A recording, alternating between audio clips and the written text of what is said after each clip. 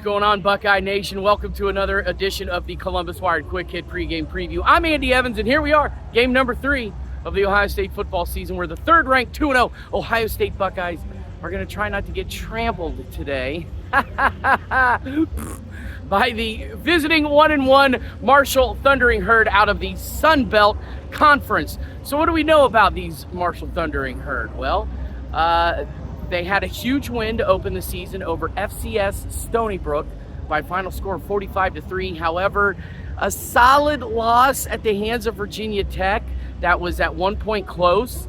Final score was 31-14. However, late in the third quarter, it was a ball game. 17-14. Virginia Tech had the lead, but once again, they just pulled away there late in the third and into the fourth quarter.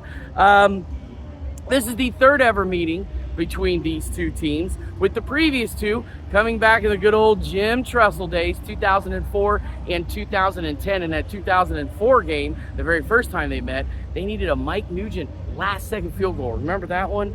Mike Nugent had to come in and kick a last-second field goal to help them win the game by a final score of 24-21.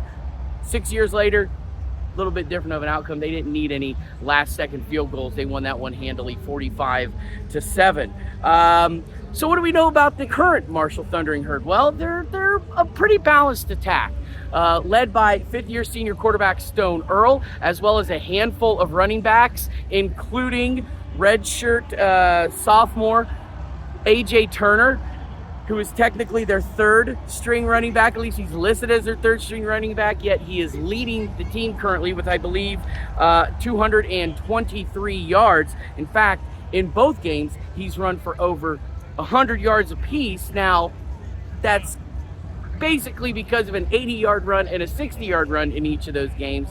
But he ran for a $103 against Virginia Tech, and he did it with a broken hand.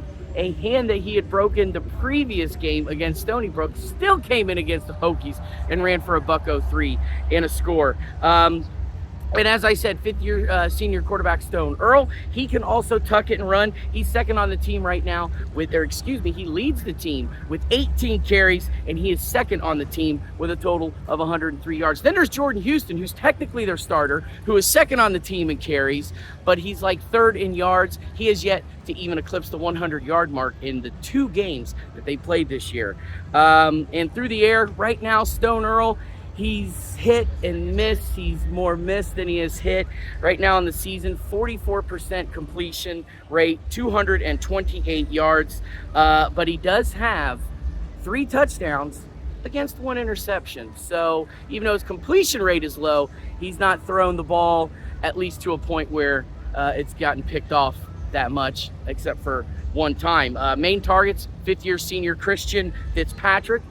Name might sound familiar to Big Ten fans because he's a transfer out of Michigan State. Fourth-year junior Elijah Metcalf, the two of which have combined for nearly half of the team's 34 total completions. Those two have 15 in and of themselves. And of the 6 touchdown passes that the Marshall Thundering Herd have thrown, the 2 of them have 2 apiece. So 4 of the 6 and nearly half of the completions.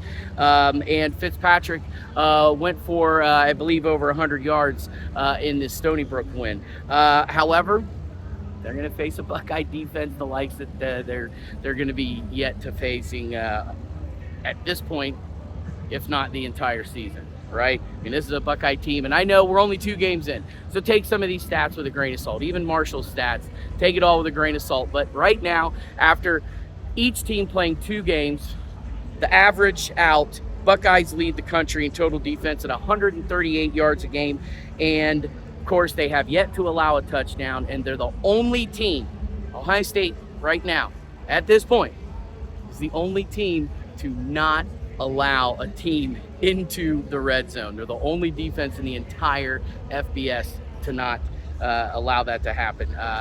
And let's also take that stat with a grain of salt, because both opposing offenses that Ohio State has faced are ranked 120th and 100th respectively in the country out of 134 FBS teams. So Akron 120th, Western Michigan 100th.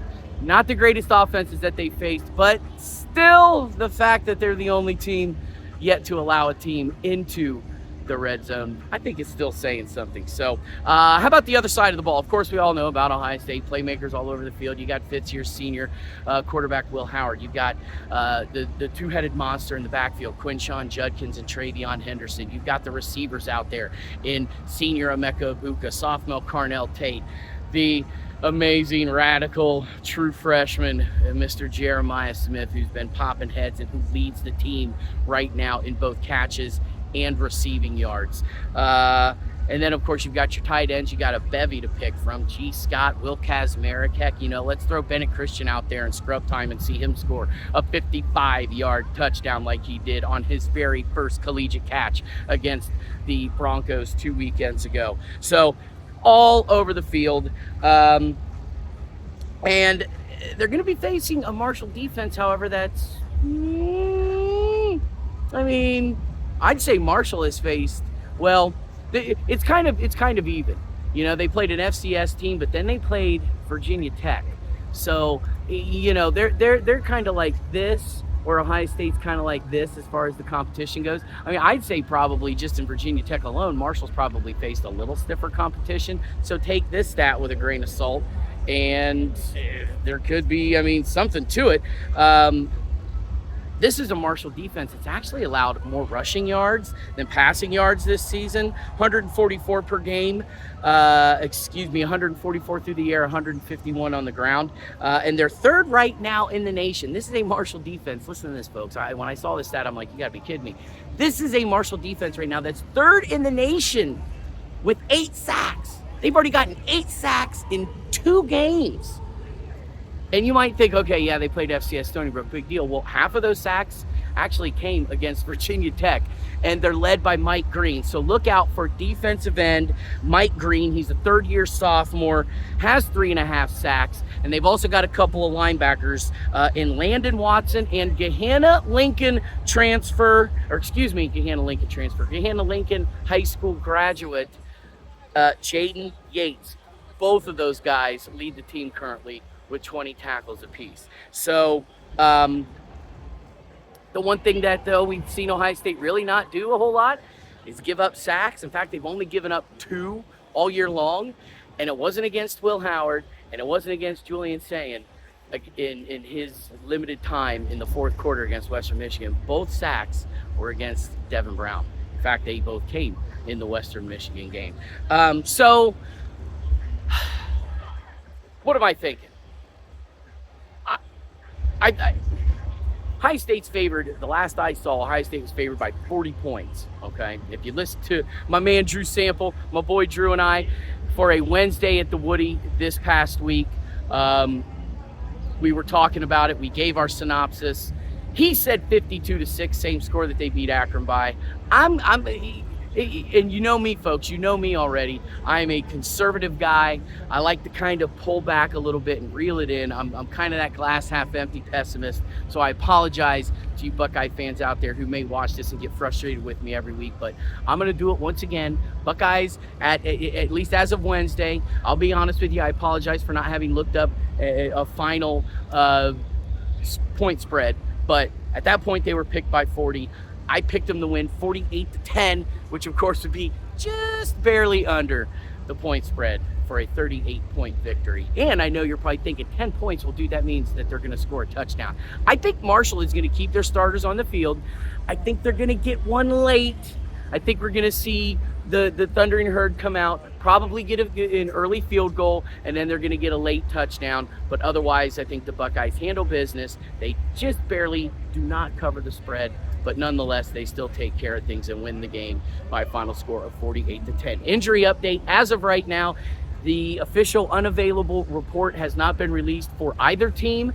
I would expect running back A.J. Turner to play, even with a broken hand, because like I said, he broke it against Stony Brook, still played 2 weeks ago, the very next weekend at Virginia Tech, so I don't see why he's not going to play today. And Ryan Day did say earlier in the week, Donovan Jackson, 100%, going to play in today's game, as we know he missed the first 2 games of the season. Ryan Day said he probably could have played against Western Michigan, but was held out, kind of like Travion Henderson last year, an abundance of caution. Not that he used those words about Donovan, but just that they really wanted to be cautious in not allowing Donovan to get on the field and potentially hurt himself again in a game that, quite frankly, they knew that they were going to win handily anyways, and they did. So we should have a clean game today as far as injuries are concerned, as far as the Buckeyes are concerned. I think that we are going to see a big day on the ground. I'm calling it right now. I think that the passing attack might be some rough sledding. A little bit, a tiny bit. Now, am I saying that Marshall's going to be flying around the field, picking off Will Howard and sacking him 75 times? No, it's not going to get that crazy. But I think we're going to see Ohio State face some potential roadblocks when it comes to the passing game. But I think they're going to have a big day running the football with that two-headed monster in Travion Henderson and Quinshon Judkins. So there you have it, folks. For Columbus Wired and the Quick Hit pregame preview, I'm Andy Evans. I appreciate you watching it. Hey, this one goes out to my boy, Steve Brooks. Steve, if you're watching, I know you're in town. I tried to get a hold of you. I have not heard from you yet. I better see you before the end of this game or at some point today, all right? Otherwise, have fun at your first Buckeye game, buddy. And everybody else, enjoy the game. Take care until the post-game recap.